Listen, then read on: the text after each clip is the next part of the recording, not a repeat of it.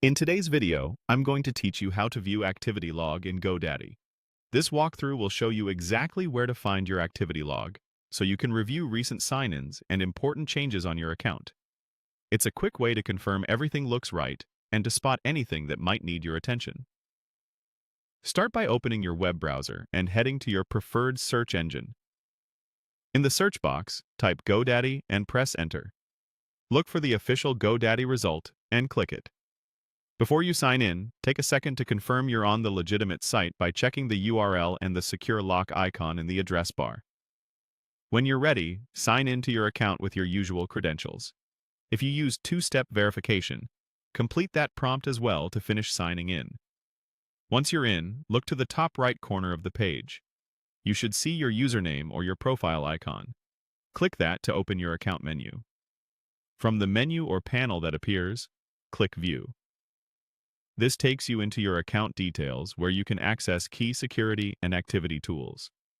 On this account page, find and click Activity Log. Depending on the layout, it may appear under a security or account section, but the label will read Activity Log. When you open it, you'll see a timeline of actions tied to your account. This typically includes successful and unsuccessful sign-ins, password or security setting changes, updates to domains or products, and other account-level adjustments. Take a moment to scan the entries. You'll usually see the date and time, the action that occurred, and sometimes the device, browser, IP address, or an approximate location. If your account offers filters or a date range, use them to narrow your view to a particular day or week, especially if you're trying to verify a recent change. As you review, look for anything that doesn't align with your activity, such as unfamiliar locations, odd times, or actions you don't recognize. If something seems off, consider securing your account as a precaution.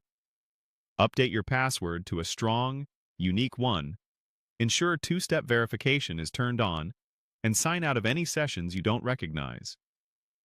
Your activity log is there to help you make informed decisions quickly, and that's all it takes.